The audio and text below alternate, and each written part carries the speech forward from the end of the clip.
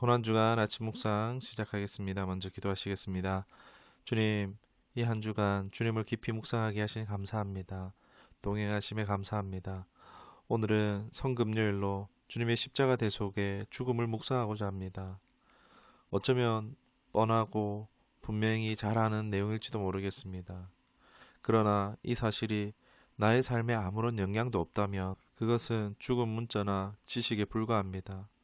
주님의 고난이, 죽음이 나를 변화하기까지 주님의 십자가를 읽고 듣고 또 묵상하기를 멈추지 않는 우리가 되기를 원합니다.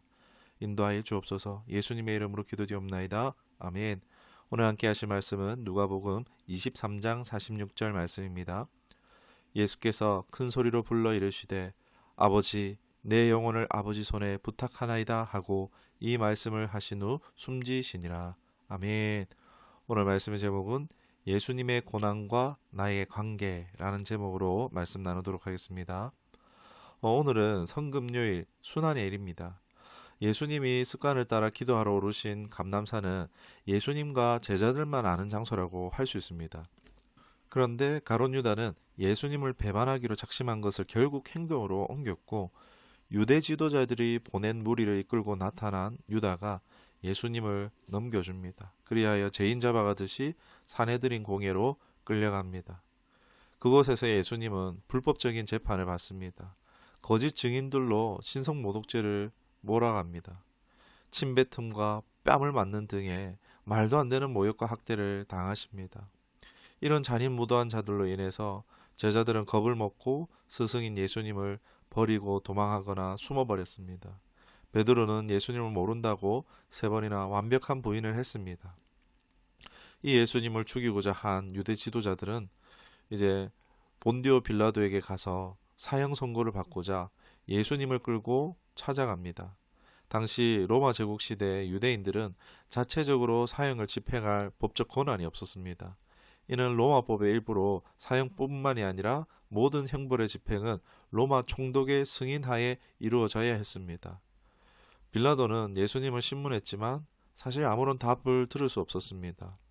빌라도는 예수님에 대한 고발이 사실 무고하다는 것을 알고 있었습니다. 그러나 자신의 입지가 중요했던 빌라도는 사내들인 공회와의 관계를 위해서 일단 반발을 피하고자 통치구역을 빌미로 분봉왕 헤롯에게 예수님을 떠넘겼습니다. 예수님이 갈릴리 사람이었기 때문에 헤롯에게 보냈던 것입니다.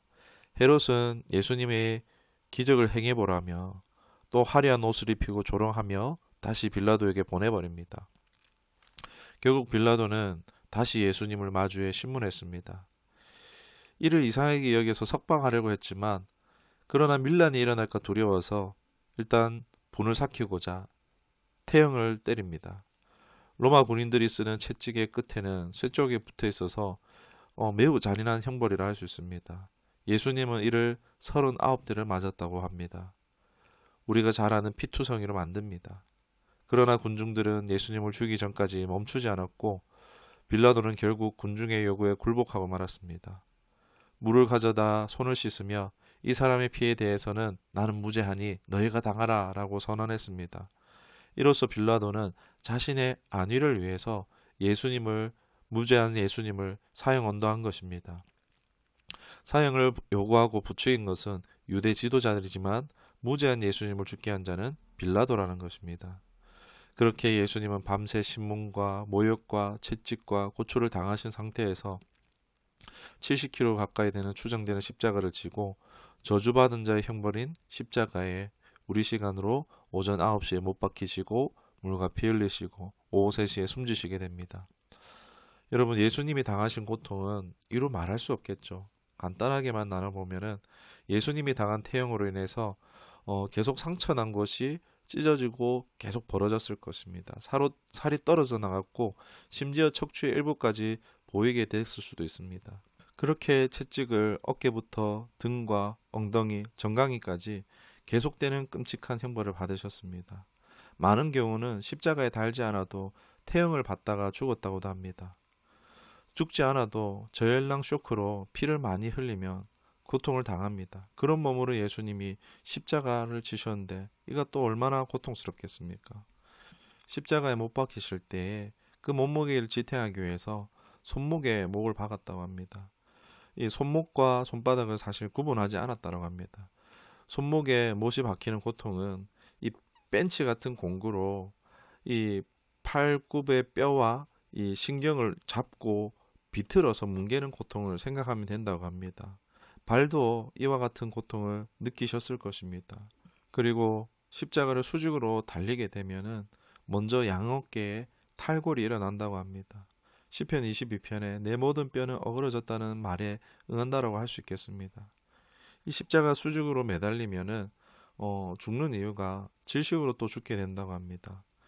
이 자세에서는 횡격막이 숨을 들이신 상태를 만들고 유지하고 있는 상태라서 숨을 내쉬기 위해서는 발을 세워야지 근육이 이완되어서 잠깐이나마 숨을 내쉴 수 있다고 합니다. 그럴수록 어떻겠습니까? 발을 찌른 못은 더 깊게 찌를 것이며 동시에 거친 나무에 찢어진 등이 계속 긁히게 될 것입니다. 이렇게 완전히 이것을 지칠 때까지 반복하다가 결국 더 발을 세울 수 없게 되고 숨을 쉴 수 없는 지경이 되는 것입니다. 그게 9시부터 오후 3시겠죠. 호흡 산소 중독증이 오게 되고 이제 심장박동은 불규칙하게 뛰게 된답니다. 예수님은 이로 임박한 죽음을 알고서 오늘 본문의 말씀이 아버지여 내 영혼을 아버지 손에 부탁하나이다라고 하셨을 것입니다.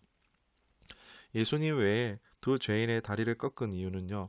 안식일을 준비하고자 일찍 죽게 하는 것인데 예수님은 너무 고초가 심해서 일찍 돌아가셨습니다. 그래서 예수님의 사망 확인을 위해서 로마 병사가 옆구리를 찌른 것입니다. 물과 피가 나오게 되는데 이것은 혈청과 혈구가 나눠진 것으로 완벽한 죽으심을 말한다 할 수 있습니다. 이 예수님의 죽음은 이렇듯 역사적이며 의학적인 사실입니다. 예수님이 살아계실 가능성은 전혀 없다라고 할 수 있겠습니다.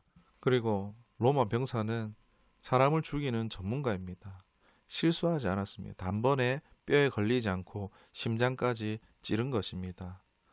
간략한 것이 이 정도로 예수님이 당하신 고통과 고독과 괴로움과 죽음이라고 할 수 있는데 그것을 다 헤아리거나 이해하기는 어려울 것입니다. 그런데 이렇게 고통당한 예수님을 더 고통스럽게 하는 것이 무엇이겠습니까?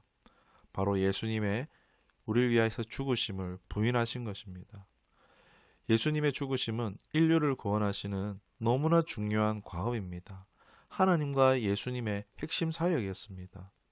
이것을 우리가 부인하는 것은 예수님을 2번 십자가에 못 박는 일이라고도 할 수 있을 것 같습니다. 예수님은 나약한 자처럼 비천한 자처럼 죄인처럼 우리를 위해서 고통과 고난과 고초를 당하시며 물과 피를 다 흘려 희생하셨습니다. 나를 살리시기 위해 죽으신 예수님을 믿음으로 수답하는 것이 무엇이 우리에게 걸림이 있겠습니까? 성경과 역사가 또 수많은 변증의 자료들이 있고 오늘날 개인과 교회의 경험을 교제함을 통해서 너무나 확실히 알고 믿을 수 있는 것임을 주장합니다. 예수님은 무가치한 것 같은 나를 위해서 죽어주셨습니다. 여러분, 예수님의 죽음을 믿는다는 의미가 무엇이겠습니까? 예수님의 죽으신 사실을 믿을 때에 바로 예수님의 희생의 그 가치가 나의 가치가 되어지는 삶을 살 수 있습니다. 세상도 나도 몰랐지만 우리는 이 사실을 믿을 때에 새로운 존재의, 새로운 가치의 존재로 살아갈 수 있습니다. 혹 우리가 신앙생활을 하고 있지만 여전히 자신의 가치가 무가치하다라고 여겨진다면은 이 예수님의 십자가를 계속 묵상할 수 있기를 원합니다. 나는 예수님 자리의 가치의 사람입니다. 예수님은 그것을 위해서 십자가에서 희생하셨습니다.